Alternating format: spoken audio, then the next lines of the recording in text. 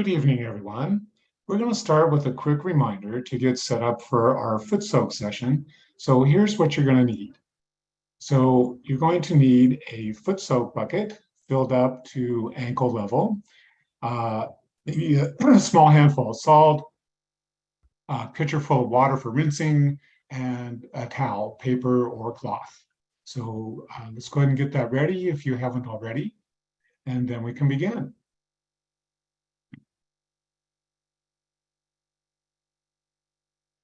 Welcome to day 6 of the 21-day meditation program.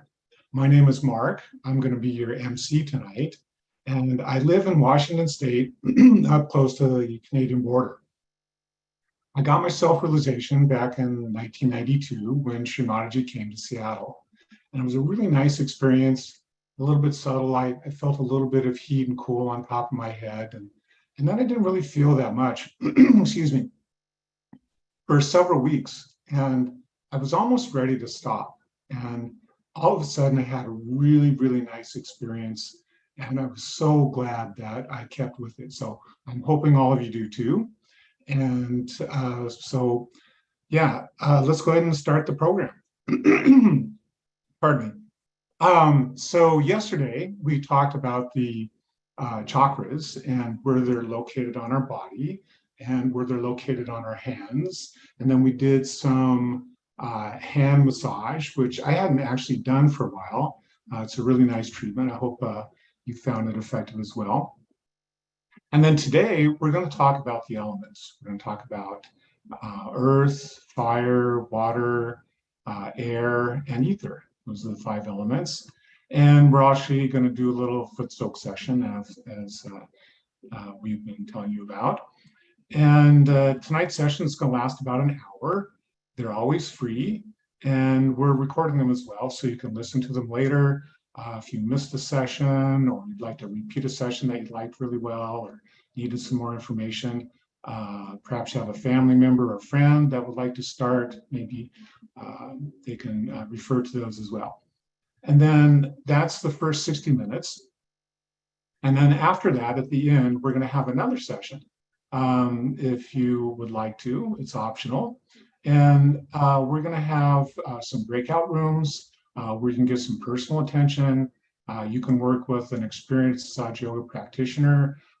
They can help you with some of the techniques that you may not be clear on. You can have a little meditation session together, and they can give you some personal advice. And they can also ask any questions you may have. You can also ask questions in the chat window. If you have questions, there'll be people responding to those in the chat window. And then our presenters are also going to share some of their experiences tonight, and some of those on topic with our theme tonight as well. So I think you'll like that. Okay, let's go ahead and bring up our presenters for the evening, and we can introduce them. Hi, Mark. Hi, Kerry. Hi, Mark. Hi, Kristine. So, Kerry, why don't we start with you? Maybe you can tell us a little bit about yourself and other things that you might do when you're not meditating. Nice to join you all again tonight. I'm joining you from the San Francisco Bay Area. I got my realization in London over 30 years ago. And I work in commercial architectural specifications when I'm not doing this and meditating with people. And I'll be your guide tonight for the foot soak. Great, thanks, Kerry. And Kristine, would you like to tell us a little bit about yourself and some of the things you do when you're not meditating? Sure. So I've been practicing Sahaja Yoga since the early 80s, and it's been a journey, but a very rewarding one, and we'll be sharing more about that later. I'm also a musician and a flute teacher. Maybe some of you were here, and I played a little bit of flute the other night, and I also work at a community music school on the administration. So my husband's also a guitarist, and we do some playing together. And yeah, that's about it. Hey, thanks, Kristine. Rishi is our musician tonight. Yes. And Rishi, great. Rishi, good to see you again. So how would you like to tell us a little bit about yourself, not only yourself, but the instrument that you're going to be playing tonight, and a little bit about the music that you're going to play? Sure. Yeah. So I'm Rishi. Hello. And let's see. Like, this is not my first time joining the 21 days. I joined last year. Had the pleasure and the blessing to provide music for all of you about 3 times now. And this is now the fourth. And I keep coming back. And so, hello, I'm from Washington State, same place that Uncle Mark is from. I call him Uncle because in this Sahaja Yoga, we become a family. We meditate together, we live life together. And so I've known Uncle Mark all my life, and I've been meditating all my life. And so that's 21 years. And meditation and music for me has always been the same thing. So I've always had music as the vehicle to express my meditations, and that's what music is. It's to express your love. And so today you'll be hearing an instrument called the Santoor. It's quite big. I can't fit it in this frame, but it's an instrument that originally came from Iran, from Persia. But you can imagine the Santoor as if it was a language, and then you have all these dialects. So this instrument traveled the whole world. You can find it in any culture. And so today you'll be hearing the sound of the Indian dialect, so to speak. And you'll be hearing a particular North Indian rag called Bhim Padasi. And North Indian music is very interesting and very special for meditation because it has this movement called the alap, which we're talking about natural elements. The way the alap is structured is like the ocean. So you have phrases, musical phrases that are coming in and out. And the reason why alap is so important and so fitting for meditation is because it has such importance on silence. A lot of music, there's so much going on, there's so much for the ears to hear. But for alap, it's a gradual unfolding. It's like a lotus petal or flower just opening for the spring. And so that's this movement in Ragbi Palasi is what you're going to hear today. And again, I'm so blessed to be here today. Thanks, Rishi. We look forward to hearing that. Okay, so Kerry, why don't you go ahead and get us started on the elements? Right. So one of the most effective, most soothing and beautiful ways of enjoying Sahaja Yoga meditation is to do a foot soak. And as we're talking about the elements, the best way to experience a foot soak, of course, is in the natural environment where you're at a beach, a lake, or a river or stream. But as we're at home and it's not always a river running through our backyard, we simulate this same experience at home with the foot soak bucket, the salt, and you'll have some towels with you and a little pitcher. Now, if you didn't get all that prepared for tonight, don't worry, but please, this is going to be an ongoing part of our daily evening routine in our meditation. So the element of the earth is the salt, and the salt has the effect of drawing out all of the imbalances, any impurities in our left and our right channel. And salt as the earth element especially nourishes our first center, the Muladhara chakra. So, and then the water element is really great for our third center, and it's made of water. And we also have this area right through our tummy, our abdomen, and it's called the ocean of illusion or the void. So the Kundalini passes through this area, and it's an area where we absorb a lot of things from outside of ourselves. And we want to, as we are our own master, our own guide, this will purify that center for you, your center of your own inner guidance, your own inner knowledge. So I can't say enough about how great foot soaking is. When I first experienced it, I couldn't believe how much lighter and just more joyful I felt.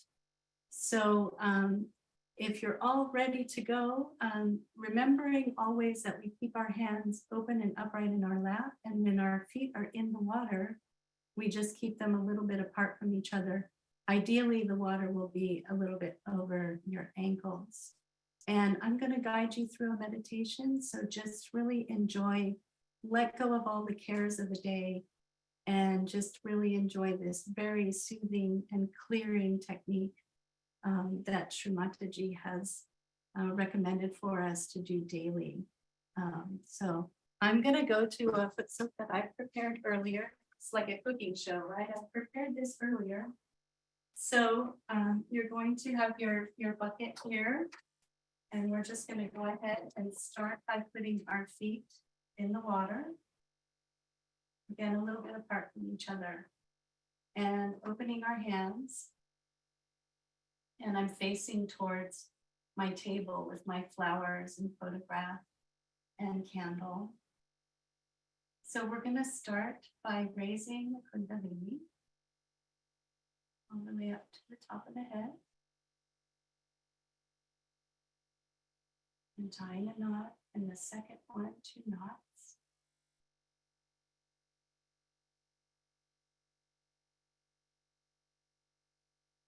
Three knots. And we'll give ourselves the bandha.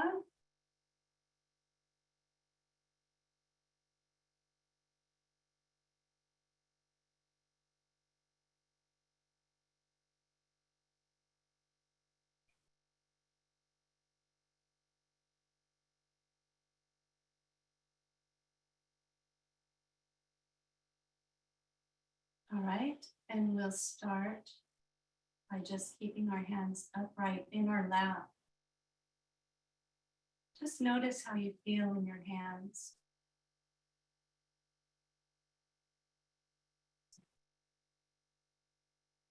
Relax your shoulders, just let them drop.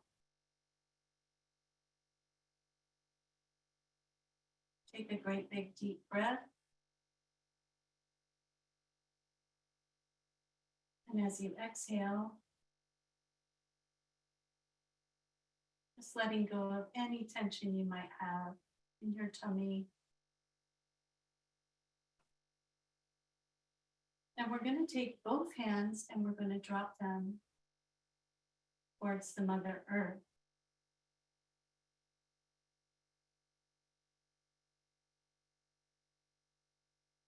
Just requesting this earth element.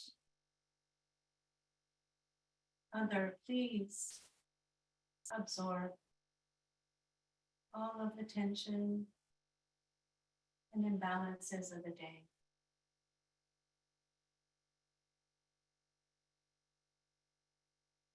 Just letting go of all the thoughts, the reactions, and the emotions.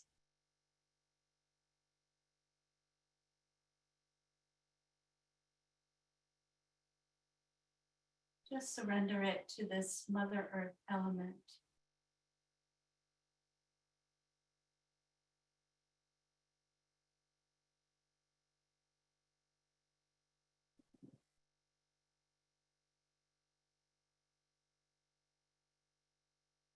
You can gently have your attention at the base of the spine, at the Muladhara chakra.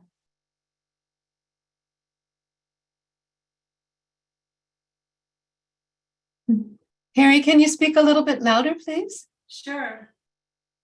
So we want to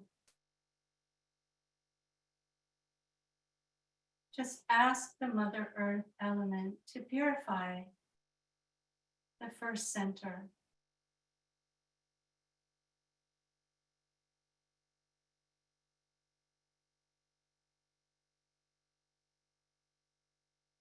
And now we can take our right hand and place it upright in our lap. And keep the right hand dropped towards the earth.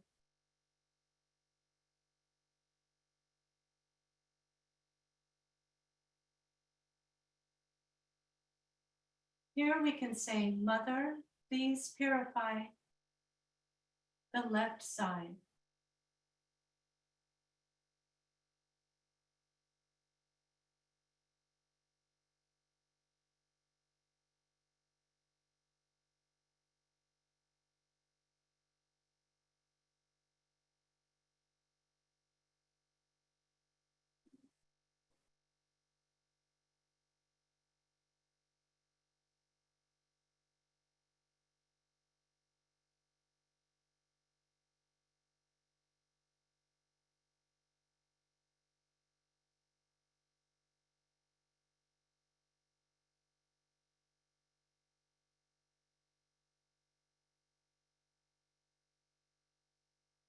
Now the right hand can come back and rest in your lap.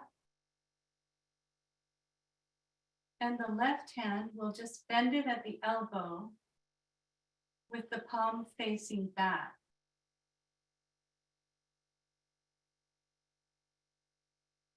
So the hand is upward towards the sky.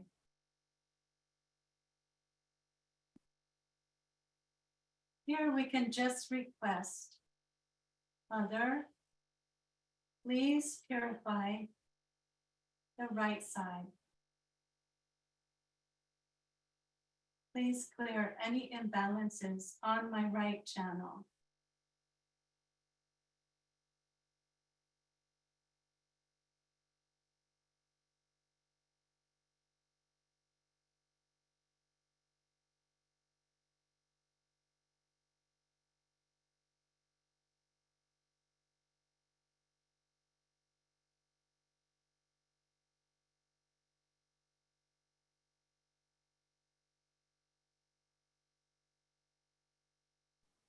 You just hold your left arm comfortably.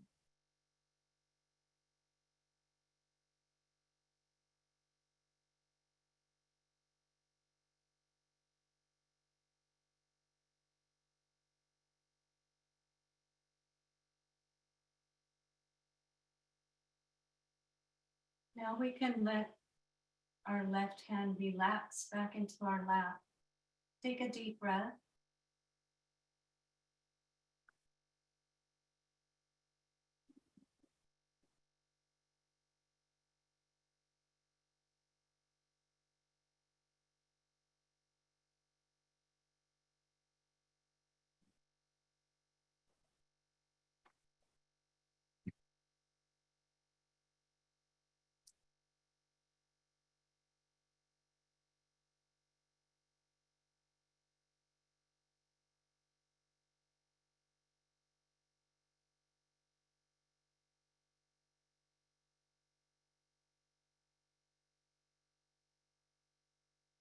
Keeping our left hand open in our lap, we're going to take the right hand and go around our tummy clockwise. Let's go slowly.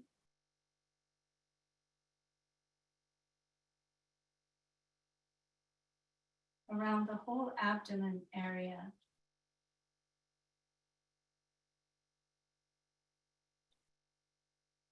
Notice how you feel in your hands.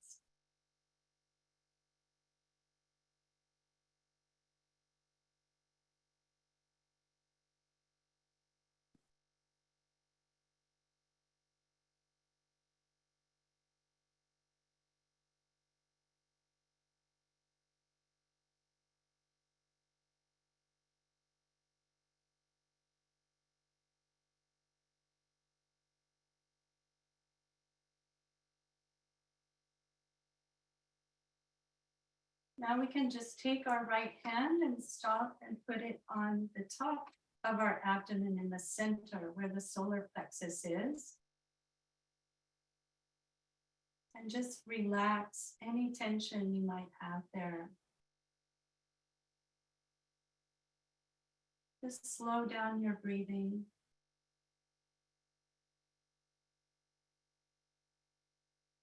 Just feel your hand rising and falling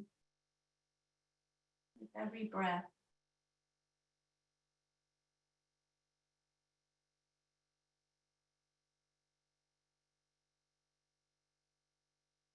Here we can say, Mother, please let me experience the peace and the well-being that comes from within myself.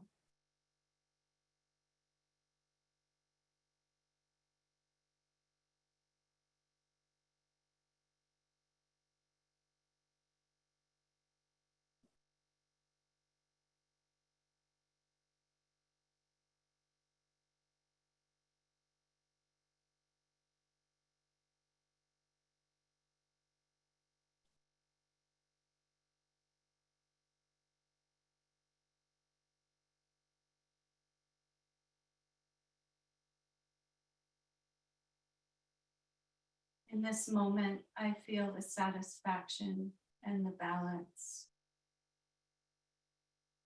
of this water element.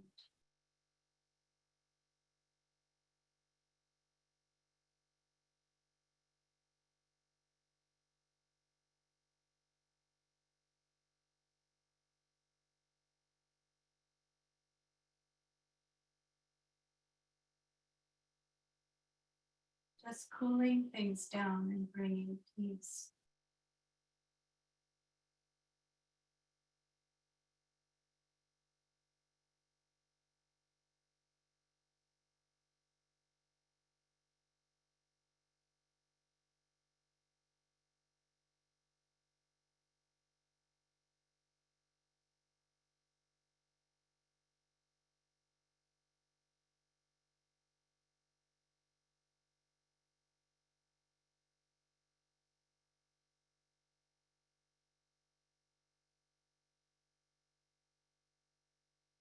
Let's slide our right hand over a little bit where the stomach is.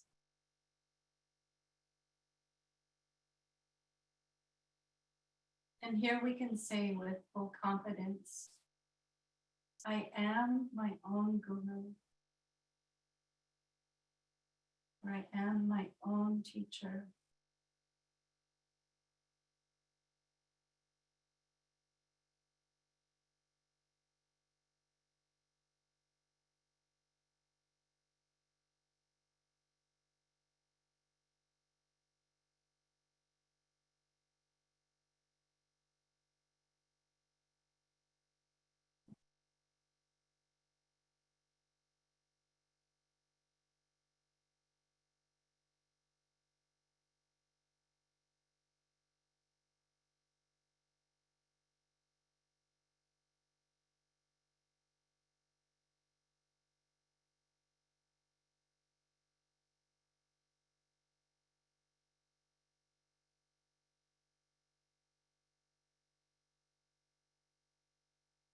Again, we can place the right hand back into our lap.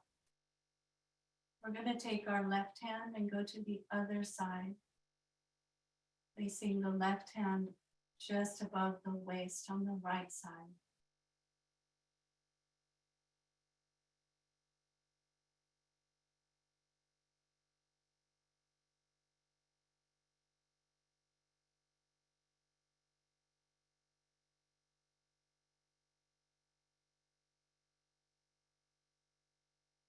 Here we can ask that water element to take away all the heat of overactivity and overthinking. Here we can say, Mother, please purify my attention.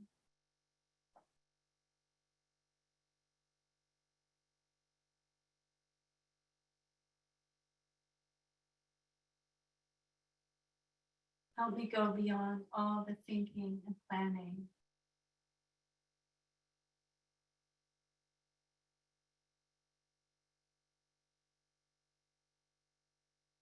And into the state of meditation.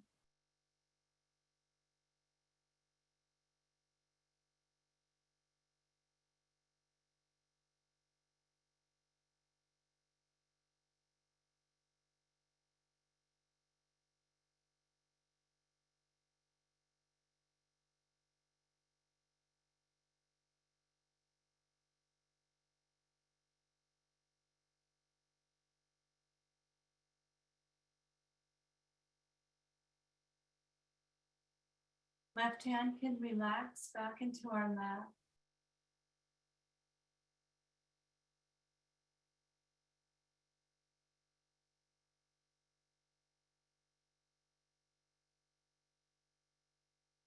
And just keep your attention just above the head.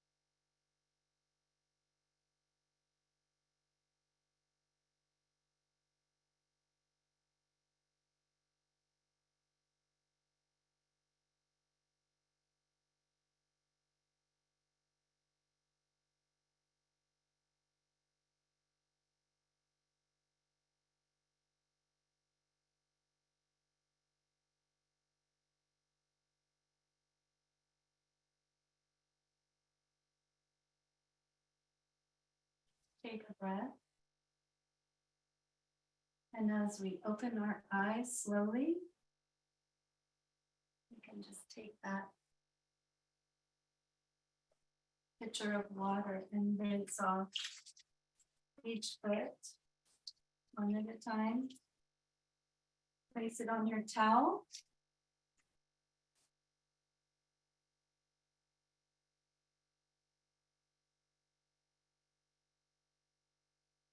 And we can dry our feet off, and we'll leave the foot soak to the side.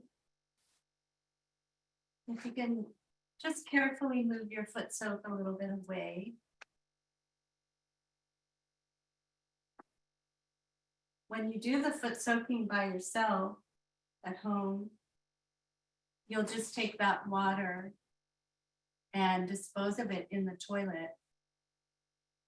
And then rinse out your foot soak bucket, throw that in the toilet, and just keep your foot soak bucket just for meditation. And same with your towel, and just keep cleaning your towels. So now I'm going to move back to my chair here, and just a reminder, if you didn't do it tonight, if you didn't have your supplies, that's okay. You can just add that into the meditation as we move forward.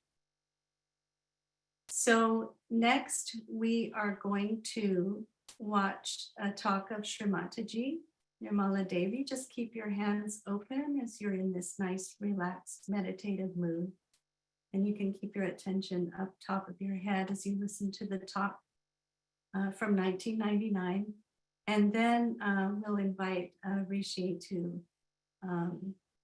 enchant us with his music. And again, keep your hands open and upright in your meditative state as you listen. So with that, we'll go ahead and listen to the talk.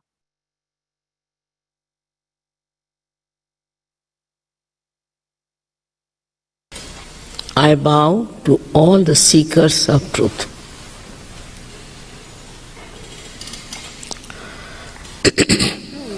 First of all, we have to know what is the truth. People are seeking all over, but they don't know what they are seeking and what should they get after they are seeking.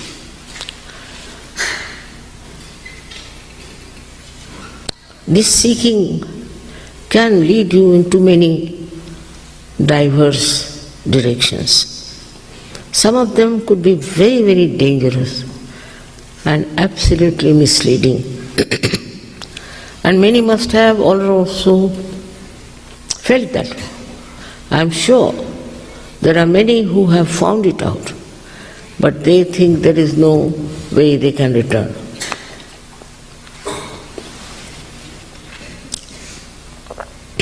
The seeking is very simple to understand, that you want to know yourself. All the time we say, I want this, I like this, I that. But who is this I? What is it?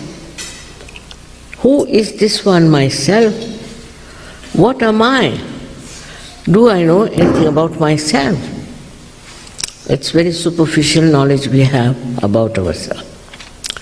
Everybody has said, all the religions have said, you should know yourself. There's no difference on this point. Actually, in all religions, if you go in the essence, there's no difference. According to time, it was a little bit stressed on one point and sometimes on another point. But the fundamental thing is that you have to know yourself. And how do you know yourself is the point. People will say, do this, give up everything, give up your family, give up everything, wear this kind of dress, cut your hair or shave your hair and all that nonsense. It's so outward. If you put little bit of your intelligence, you'll see it's all outward. It's so skin deep, it has no meaning. So what has to happen? We talk of a last breakthrough of the evolution. How do you achieve it? When you are evolved up to the state of human beings, we have to know one thing for definite, that there's something missing within us. Otherwise, the world would have been a most beautiful place, the paradise to live in. But something wrong with the human beings, and what is that? Is to understand how we have come through evolution. And as human beings, there are so many things of the animal stage lingering within us. The way we talk, the way we try to appraise others, the way we talk to sort of dominate others, the way we want to snatch everything, the way we are only worried about our food, this, that, all this is not really noble human beings' sides. These are all lingering from that animal instinct. All right, we have to accept, because we are human beings, so they are to be there. The thing so much frightening. But also we have one more thing, that we think. And we think and think and think and think, no end of ourselves sometimes. Sometimes we think we should protest for this. Sometimes we feel that we must become very violent. All these things are coming from our human mind. Animals won't be violent for something just for violence sake. They'll be violent, all right, but for their own purpose of killing some animal or something. But here we have groups and groups of people who just enjoy violence. This is another development in the human awareness, I think, that we enjoy destruction of others. But also there is a seeking. This is the sign that people want their evolution. They want to evolve into a better personality. That they want to become something which is complete. Now, how do you achieve it? Now I must say that we have not achieved our evolution ourselves up to the human level. So to achieve a higher awareness, there must be some arrangement between us. And that is the arrangement we are not aware of. And that arrangement is that within you is the power, it's your own power to give you this last breakthrough, through the awakening of that power. Already you have been told about it. It exists, it is there, and it is the right of every human being to get his self-knowledge, self-realization. Sahaja, Sah means born with you. With you is born the right. And why should we not ask under fundamental rights society that we should have our self-realization, which is your own. It is there already placed within you. You don't have to do anything. Of course you can't pay for it. How much did you pay for your evolution so far? And how can it be different from different people? Because in every human being this power which we call as Kundalini exists, whether he is white, black, yellow, blue, any color. Whether he belongs to north or south, any place.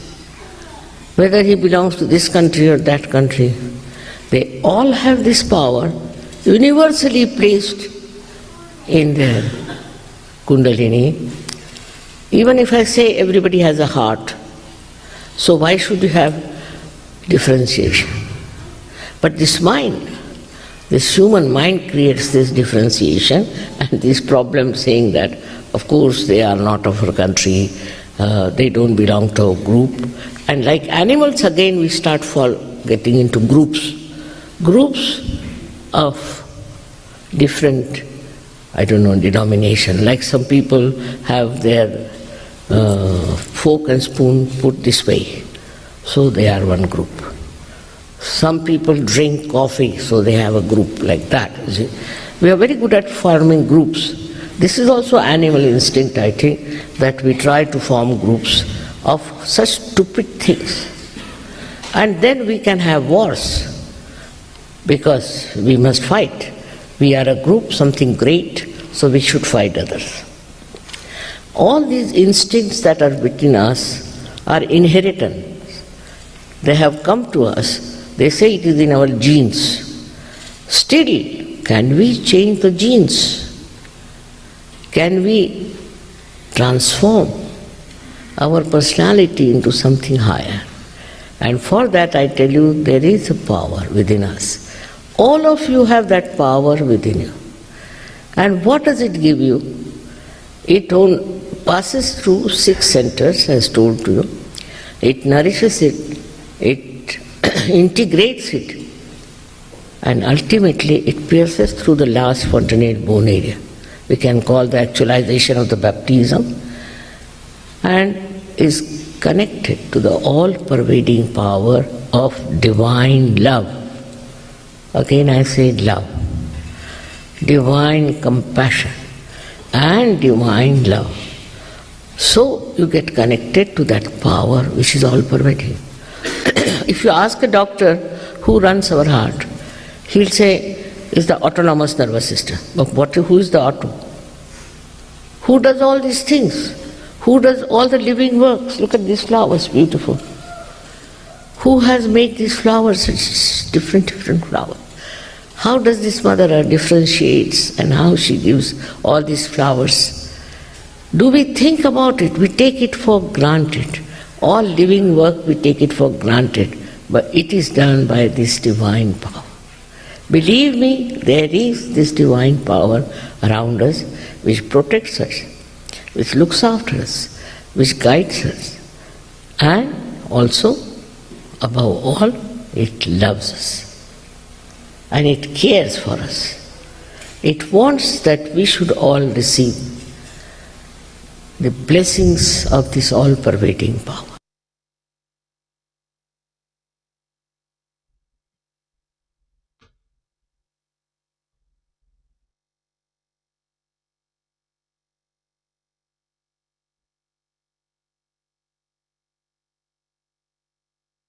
We can all put our hands out again.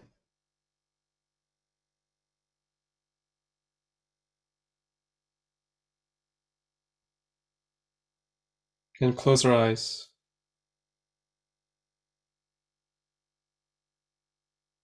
Keep our attention inward for a moment.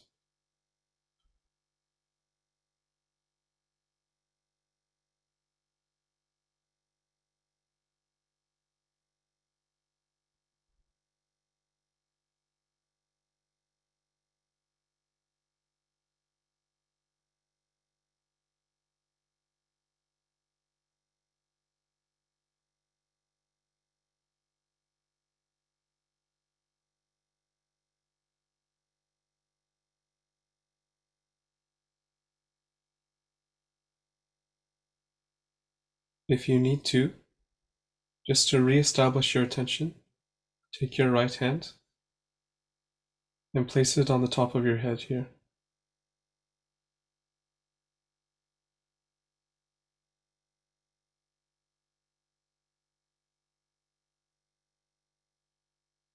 Meditation is not something we do. It is a state that we are in.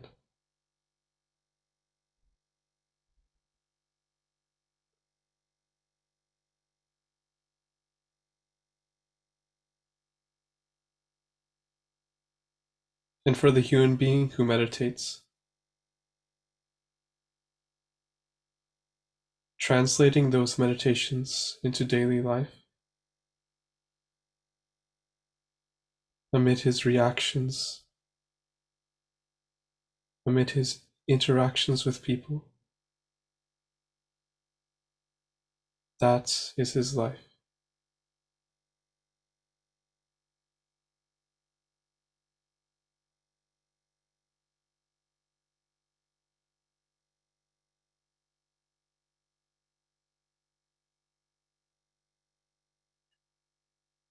And for one last time, we can request the Kundalini within us. Mother, please take me into the state of meditation.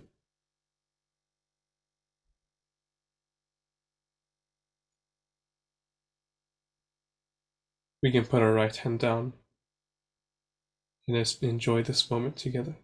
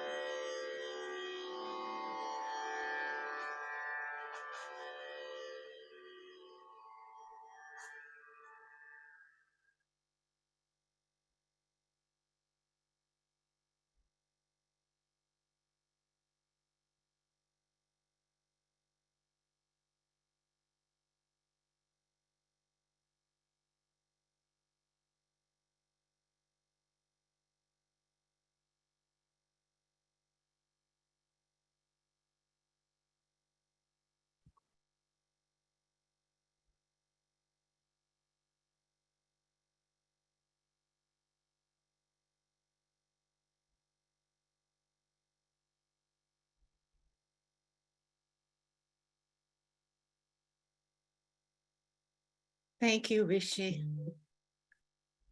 That was so sublime. And let's just stay in silence for just one more minute.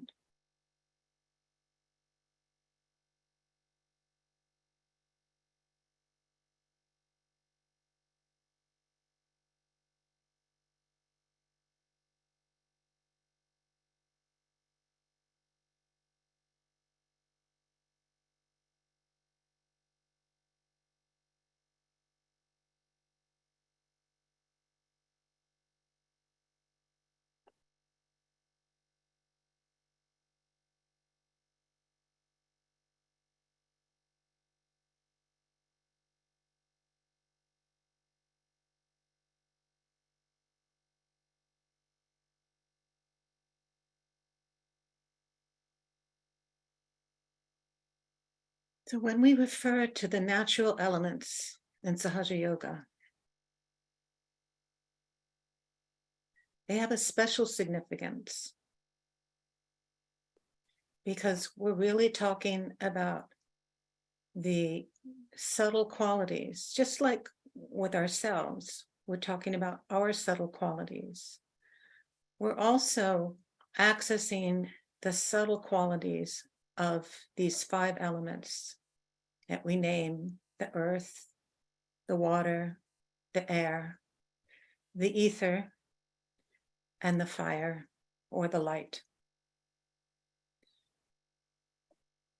And the subtle qualities of the elements actually correspond strongly to certain of our chakras, our centers. For example, as we experienced in the first meditation, putting our attention on the Muladhara, the first chakra, which is the root, which is our grounding of this ascent of the Kundalini.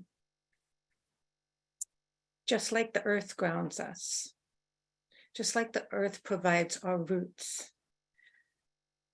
for all living things, essentially. So the subtle quality of that support, that gravity, that magnetism of the earth, especially supports the first chakra. And like that, the different elements have correspondences all the way up. And we're going to be talking about other methods in further sessions about how we can use, for example, the flame or the fire. We have to be a little careful with that one, of course. And the water, of course, is so soothing.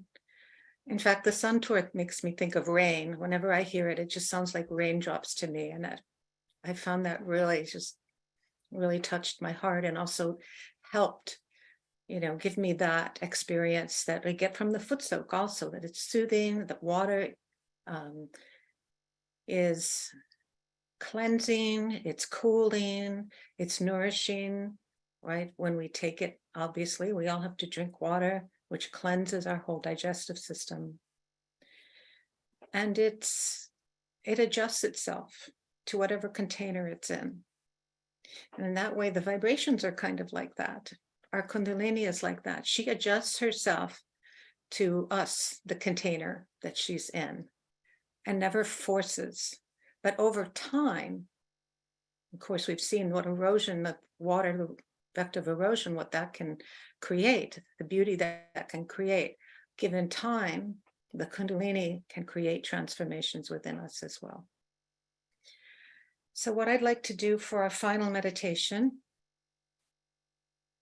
now that we've addressed the root chakra, and we've also talked about the void and the third chakra, which is primarily the water element. Let's spend a little time with the element of air. We use the air when we're cleansing our right side, okay, which we have done. And we can also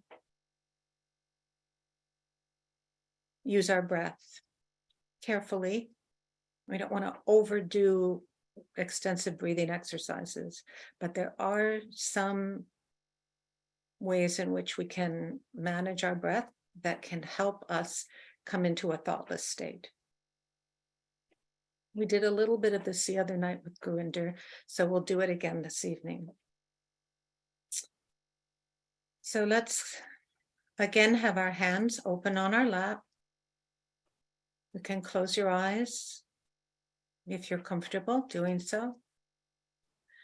And what we're going to do is take in a breath and then just hold it for maybe 3 seconds inside, and then release our breath and then hold it out for maybe 3 seconds. And we'll do this maybe 3 or 4 times. If you would like, you can put your hand on your heart, because this is the center that we're helping to open and also helping us to go into a thoughtless state. So we start again to breathe in.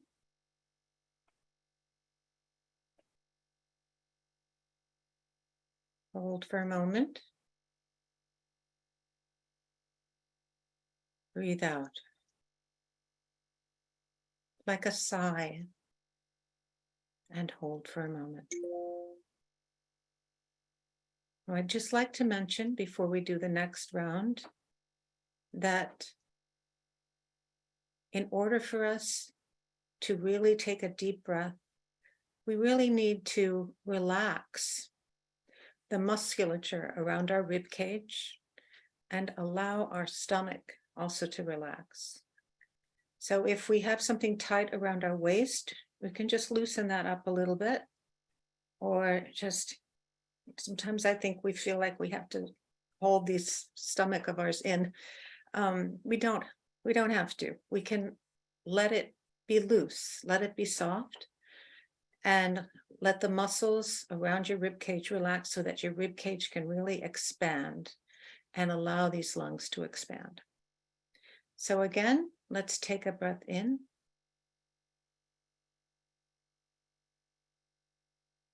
Hold. And breathe out.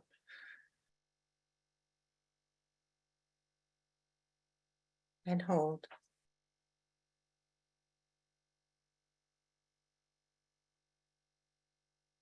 Breathe in.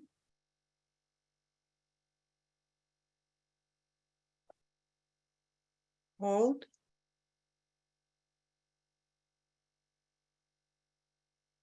Breathe out. And hold. And let's return to normal breathing and be silent for 1 minute.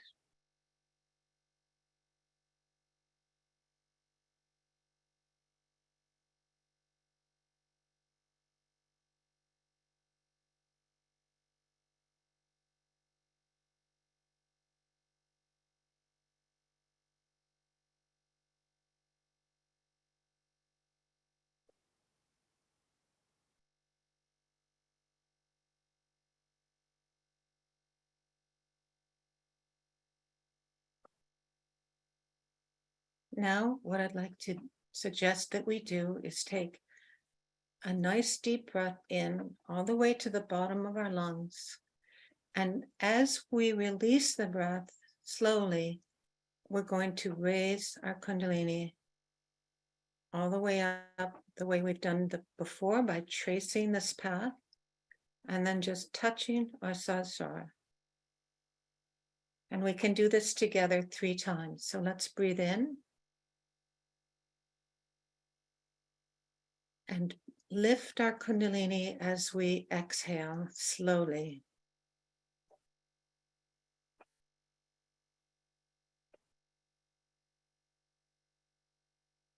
And again, breathe in.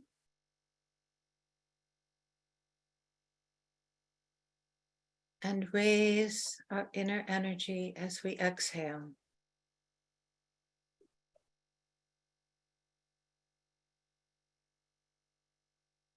And again, breathe in. And raise the Kundalini with our desire.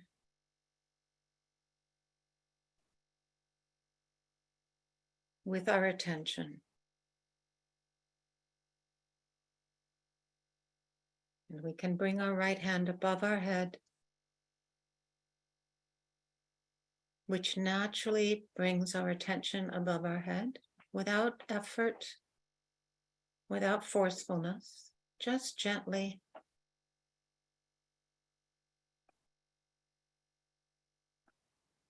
And with the left hand,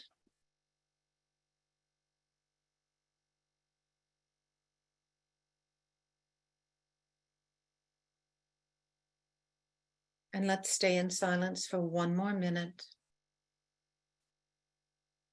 You can continue to feel above your head if you want to. It's up to you.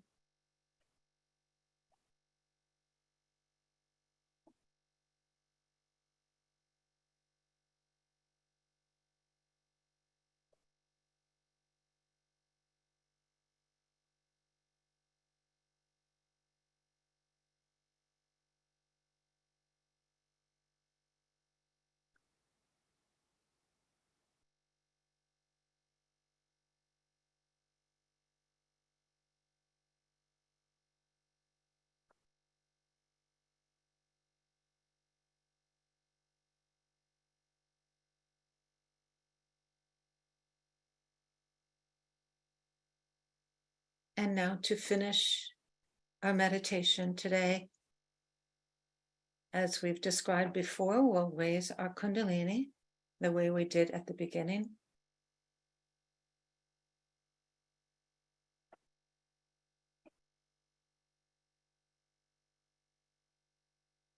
And again.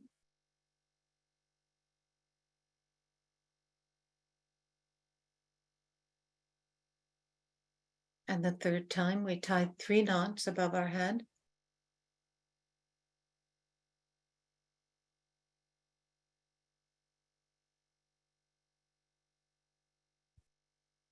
And then we'll put the bandhan around ourselves so that we can maintain our state of meditation about 7 times.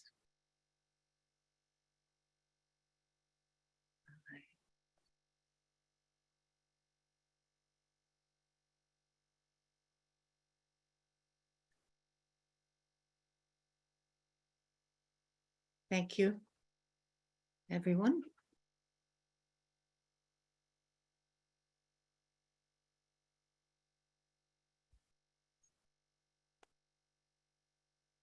Thank you, Kristine and Kerry, for those clear explanations of using elements and those nicely guided meditations. Very, very peaceful and soothing. Thank you. So this concludes the regular session of our program this evening. You're welcome to continue on with your evening, or we do have an optional program tonight. We have some breakout rooms that you can join, and some other things I'll go over in a minute. But first, I think we're going to talk about what's coming up tomorrow. So tomorrow night, we're going to talk about what are you feeling? And we're also going to be using something called the bandhan. So we're going to apply this bandhan to our chakras and see if we can take care of any restrictions that might be there. So also, before we continue on to the second part of our program, we want to talk about some of the resources that are available. So I think it's probably easiest if we just go straight to the website. As you can see, the ussahajayoga.org/Jan2023. And I believe that same website URL is in the chat if you need to click on it later. So the first part is the the joining links. So if you join using the Zoom link, you're able to get into chat rooms. Alternatively, if you're having problems with Zoom, you can click on the YouTube live stream, and that live stream is also what gets recorded. And if we go down a little bit further to the recordings, we can see that so far we've recorded the first 5 days. And if you want to look at any of these recordings, you can go down here and see, what the topic was, and if that's something you would want to see. There's also some of the handouts there, but we do have a separate section on handouts that you can go through. Some of the days don't line up exactly, so they are in sequence though, as they were put up there. You can see the foot soaking was also included under day 3, but they're in sequence. So if you want to go through and look at some of this resource material, you're not quite sure, how did we do that hand massage, or how do we do the foot soaking, or more about the elements, you can come here for that. And then at the very bottom, we have the WhatsApp link, and you can join our meditation community. There's inspirational messages every day. You can get other info, more links, and just kind of nice way to stay connected on a daily basis. So for those of you that would like to stay on, we do have the breakout rooms. And so if you have any personal requests, you're not quite sure how to use some of these techniques, if you'd like somebody to work with you, they can help you review any constrictions in your subtle system and maybe make some suggestions. You can meditate together. You can ask questions. Also, we have the Zoom chat. So if you're not interested in a breakout room, but you still would like a question answered, you can post that question in the Zoom chat. Okay. And those of you that want to stay in the main room, we are going to have some of our presenters share their experiences about practicing Sahaja Yoga, and we're going to have some topics that are also related to tonight's program. We're going to have Kerry and Kristine join us, as well as Steve from Florida, who's been with us on some previous nights. He's going to join in the sharing as well. So Steve, maybe you could come on and introduce or reintroduce yourself. Actually, hi. Actually, this is Stephen Marcatelli from Maryland, and I'm glad to be here to help answer any questions you may have, or concerns, or anything, any observations. And I've been a long time meditator with Sahaja Yoga meditation, I guess 25 years, I guess, something like that. And I can't say more than anything that, except for that it's life-changing, and it's a journey, beautiful journey. Yeah. Great. Well, thank you, Steve. Welcome to our program. Thank you. Thank you. Okay, so staying on topic with our program tonight, maybe we'd like you to respond and see, how did you use the elements? What was the way that you remember using the elements that really worked for you? And Kristine, maybe we can start with you. Sure. I mean, there's a few things that have really sort of resonated with me. Of course, the foot soaking, has gotten to a point, and I know at this point for some of you listening that it may feel a little complicated or you haven't quite got the routine down, but once you get used to it, I know that for me that it's feels really weird to end the day without having done that, right? So I know that I can say for myself that I like to sometimes foot soak a little earlier. Many people like to foot soak right before bed, and I do too, and I totally recommend that. I also sometimes like to foot soak just before dinner or just after dinner. So foot soaking, of course, it goes without saying, but the other experience, I'm fortunate enough to have a pretty nice, yard. And of course, at this time of year, we're in a cold climate here in New England. This isn't really the time of year that I like to do this, but to sit on the earth directly. So we have been using and accessing the power of the earth, sitting inside on our chairs. And that definitely works, because if you think about how massive the earth is and that gravity is affecting us, so that the effect of the earth is still there.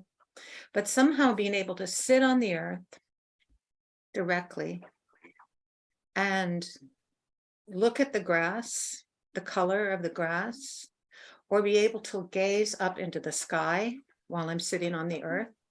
So the sky is also like the ether, or the ether being sort of like the subtle level of the air, and being able to gaze into the sky, into a clear blue sky, if I want to, while I meditate.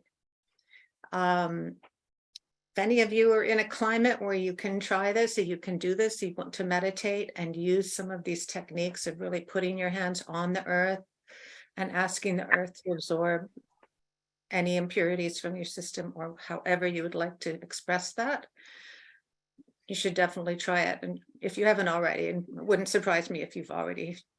And when I'm done doing that, I like to lay back and put the back of this center. So this Agya chakra, the sixth center, has a back to it. It has more than having a left and a right, it has sort of a front and a back. And if you put the back on the earth.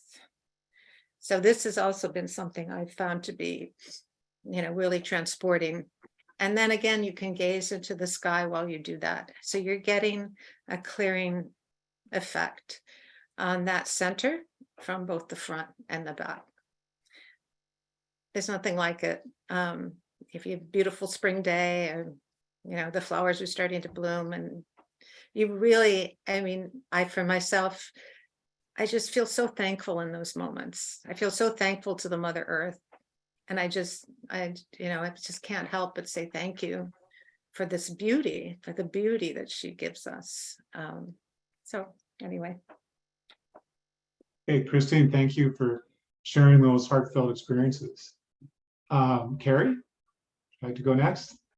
I started drifting away. Kristine, your explanations were so vivid. I was picturing the sky. Yeah, I think it's so primal and fundamental to human beings, isn't it? I was just reflecting on how children love, and dogs, love to like play with the earth, mud and dirt, and a lot of people think, oh well, it's dirty, but children really clear, I think they just innately know it's clearing or playing with water. I love the water so much. When I was younger, I live on the West Coast, and the Pacific is very cold, but I loved getting in and swimming, and just the feeling afterwards is like there's just not a care in the world. You just feel so refreshed. And so I've had, after my realization, I've had many a wonderful foot soak.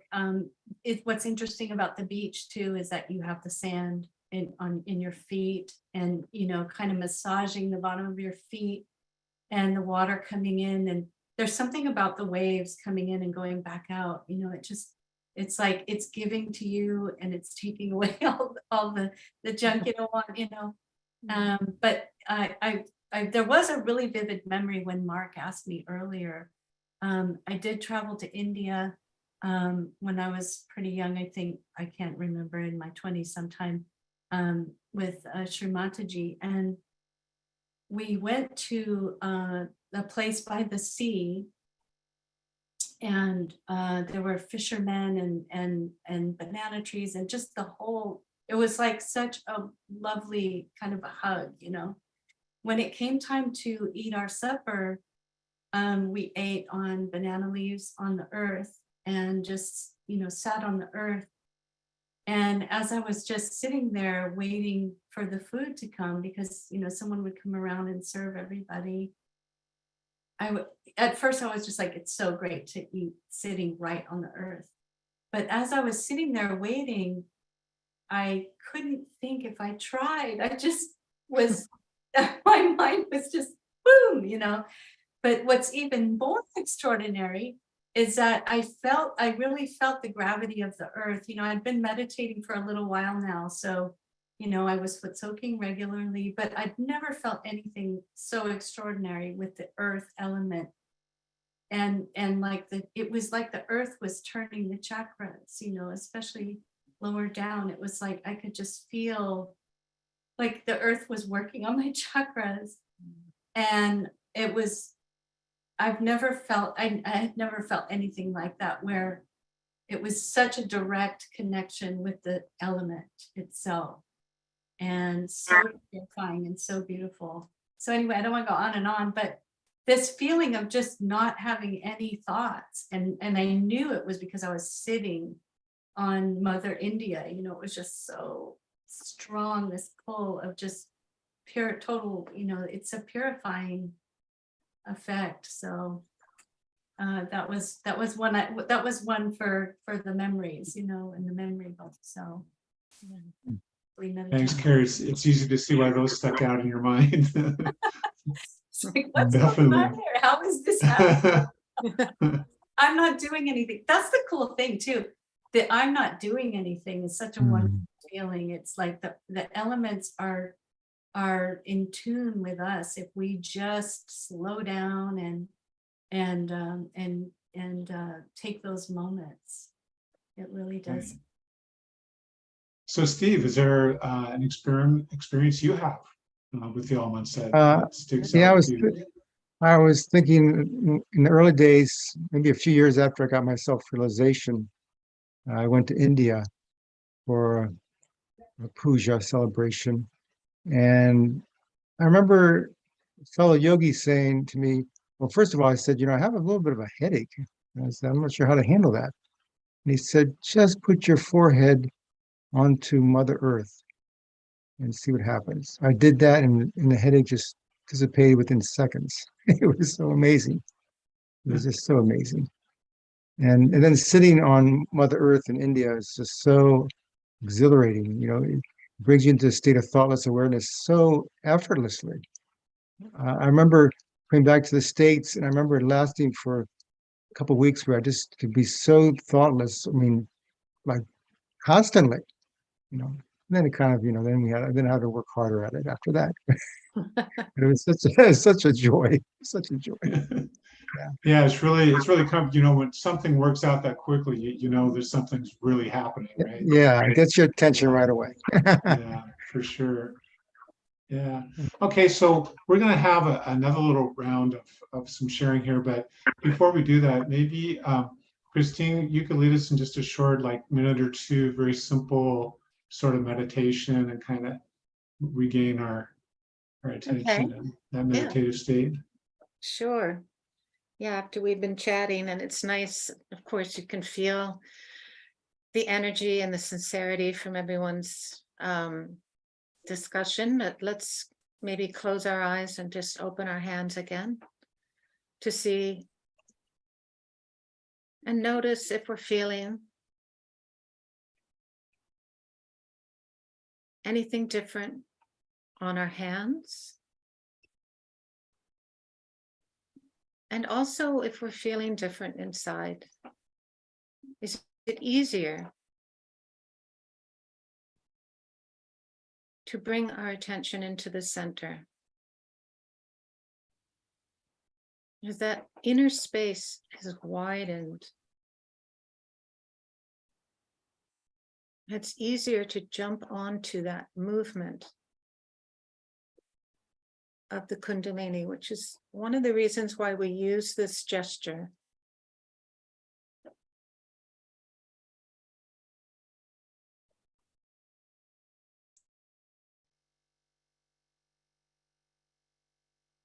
To help us to access that upward movement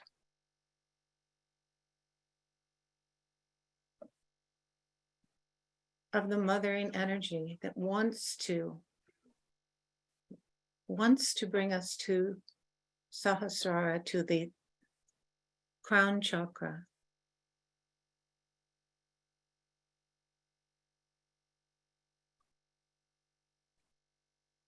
I know it's been a couple of questions that we've had, people who've had a little bit of difficulty guiding their attention to the top of the head. If you are having difficulty with that, I suggest bring your attention to your heart. On the left-hand side, which is the abode of the spirit within us. And let's do that now. Bring our attention onto the spirit.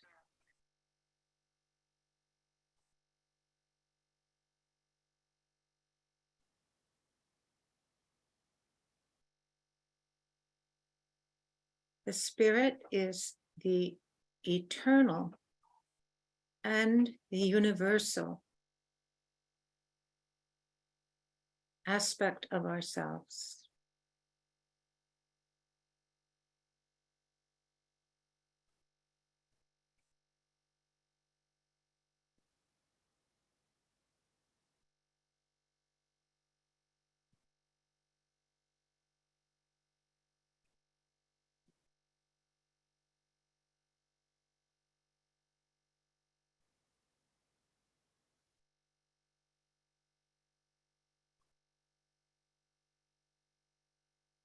I want to be with my spirit.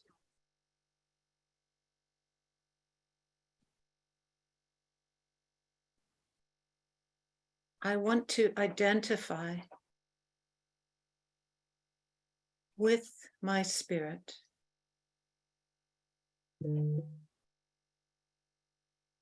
I want to realize the spirit within me.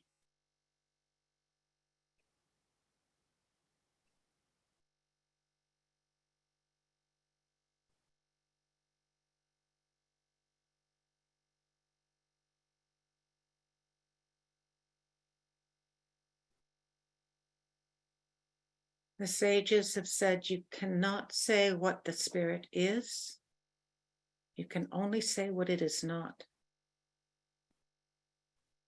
Not this body, not these thoughts, not these emotions which rise and fall.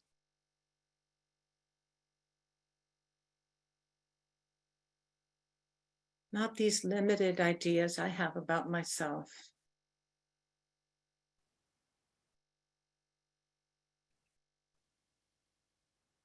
It's deeper than that.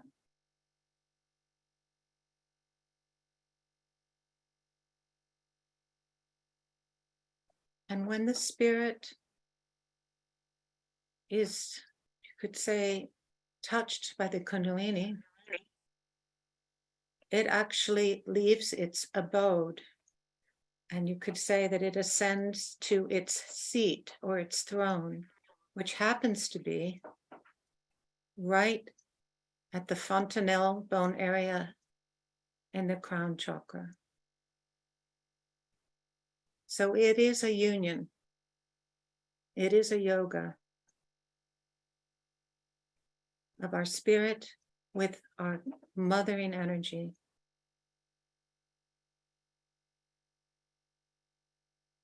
And let's see if it's easier now to bring our attention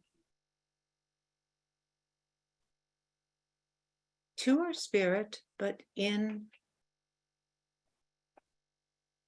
the seventh chakra.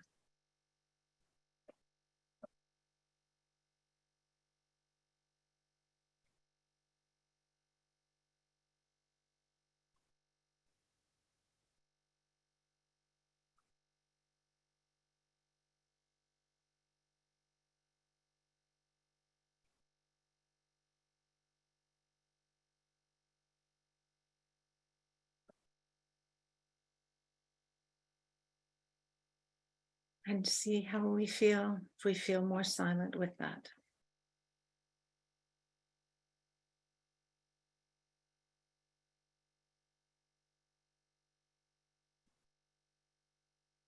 Wow, thank you, Kristine. The little break was so worth it. Very nice. Thank you. For me, Yeah, so we have one more topic for sharing that's we'd like to do, and that is, a lot of these things we're sharing, they seem so simple, but we've all faced challenges in getting established in our meditation and feeling the Kundalini and the vibrations in this. So now I'd like maybe you could share a certain maybe obstacle or some difficulty you had in getting established in your meditation and what you did to overcome that. So Kerry, could we start with you? This is so spontaneous because I didn't think of ahead, but just when you were saying that, I was thinking back about how I felt at the beginning. I felt when I was by myself doing the meditation that I felt more isolated, and I felt that it sometimes I would have a very strong meditation by myself and really deep experiences, and other times it just wasn't the same as being with the other people who are meditating, who were teaching me about Sahaja Yoga. So I think I overcame that challenge by just just getting together with people more often and starting to see how my Kundalini was responding to their Kundalini. And my meditation was so much, the feeling was so much stronger. So I think if you're not sure if you're feeling it, a lot of it can be overcome just by being collective, being with other people who are meditating, because it grows, it's like exponential growth, right? It just feels so much stronger. So, and I have heard that from people on the 21 days in the past, that they say when we're on the Zoom call, the Kundalini is coming up really strong, but when they try to meditate like in the morning or another time, they feel better, but not quite as dramatic. So I think, I mean, not to give advice or anything, but it really worked for me to just spend more time with yogis. And now we're in this new era of remote connection like this. I just think it's amazing that we can feel this whole community here online through the Zoom call. And that was just like a real incredible breakthrough, because especially if people don't live somewhere where they can attend a meeting, or they don't know anybody, or maybe they just feel introverted and shy. This is incredible. And I think that's just what was my early challenge. And I'm so thankful that that challenge that a lot of people have has been overcome by being able to have these meetings. And if you go to the website, you can find so many resources. So you'll never feel like you're out there alone and isolated. And there's people who are eager to meet you and help you work with your subtle system and get that connection. So if you're not sure what you're feeling, or you're not getting it yet, just stick around, and there's so many people with great knowledge and perspectives, and they can help you out. So that helped me out a lot. Was just being around other people who had been established in their meditation for a long time. Really good share, Kerry. I've also been surprised at how effective these online meditations were. It's just really extraordinary. It's a miracle. It really is. Yeah. So Steve, how about you? What obstacles were you able to overcome in getting your meditation established? Well, in the early days, it was, first of all, establishing a space that I was definitely devoted to my meditation environment, where I would meditate consistently in the same place. That was one thing, getting that established. It took a little while to get used to having the same place. And then secondly, the doing it on a regular basis in the morning, first getting up in the morning, and then the later part of the evening, getting that routine twice a day, starting my day with it, ending my day with it, getting into that rhythm. That rhythm took a while. Once you start getting into that rhythm and feel the joy of that rhythm daily, consistently, you yearn for it, and you don't miss out after that. But I had to get in that rhythm for a while before I could really appreciate how much I was getting from it. So let's say that was an obstacle for me in the beginning. Great. No, that's a good share also. Some days are better than others. You don't want to miss the good ones, right? All right. Exactly. Yeah. Kristine, what have you got for us? Well, there's so many challenges. So which one do I choose? But no, I'm being a little silly, but definitely what Kerry said. I had that experience in that first year. My initial experience was I met the man who was going to become my husband, and is still my husband. You'll be happy to know. And he was the one that introduced me to Sahaja Yoga. And he got me to meditate and tried, to give me that experience. And I was like, no, just nothing's happening, But somewhere along the way, I read a book about Shri Mataji and her work. And I felt, wow, I've really got to get to the bottom of this. And I said, I really think if I could meet the founder of Sahaja Yoga, and that I could be able to say whether, what's going on here. So just to make a long story short, she did end up coming to Boston, where I live. And we had, after, a couple, 3 months or something of trying to meditate, she, was in a room with us and a few other Sahaja yogis who had accompanied her. And just without me doing anything and not raising my Kundalini, nothing, I just started to feel this wind in my hands, which had been described to me before, just completely. So I guess what I took from that, well, two things. So we had a week of, her being in the country and having, experiences that were quite, made a real impression on me. And then we kind of went back to our regular lives. I go to sit down to meditate. I'm like, all right, where's the cool breeze? And I'm like, well, where did it go? And, so for about a year, really about a year, I kind of going, how do I do this? How do I get this back? And I think the thing I'd really like to share about that is the mistake that I made. And I just don't want people out there to make this mistake, is that I started feeling, a discouragement, and also feeling like, oh, I'm failing at this. Okay.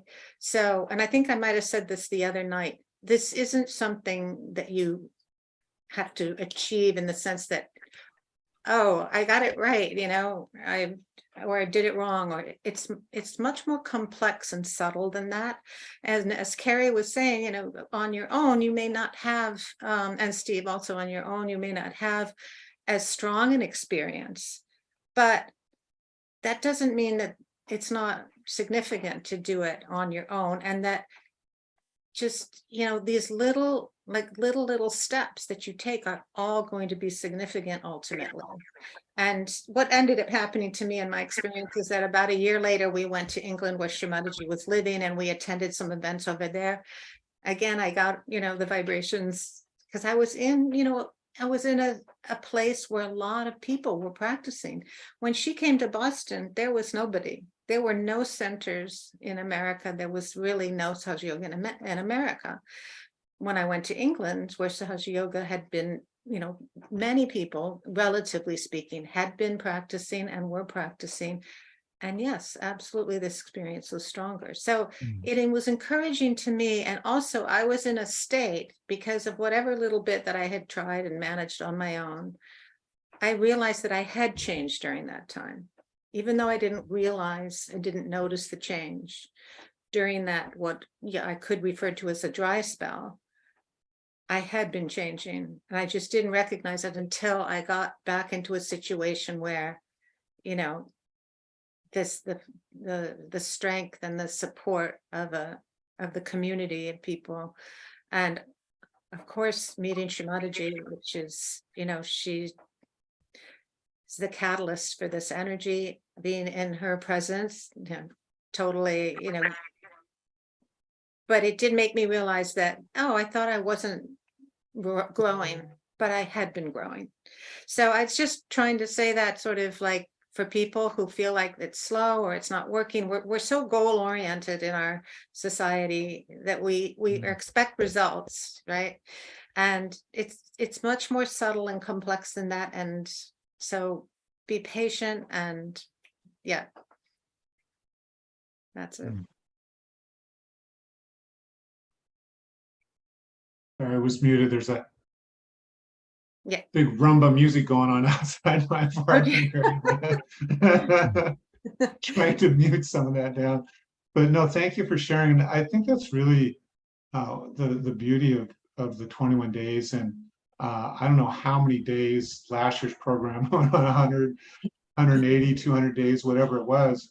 And I think people really did connect, to this online community. And of course, we have centers where you can go and have meet real people face to face and as well. But yeah, it's really nice to connect. And you're right. A lot of times we're making these small advances that we don't really notice until later. Oh, wow, something is happening. Great, excellent. I think that's all we have time for this evening. I want to thank everybody for attending. It's our absolute pleasure to be here with you tonight. We extract a lot of joy out of doing this, which is why we're here every night. And we're very happy to help you along. And we hope you'll keep continuing and going deeper with us. And we are going to play some music for another, I guess, 5 or 10 minutes if you'd like to kind of wind down your evening with some nice, relaxing music. And we all look forward to seeing you again tomorrow night. Thank you. Good night. Okay. Okay, good night. Thank you, Mark. Thanks, Mark. Thanks. Thanks, everybody.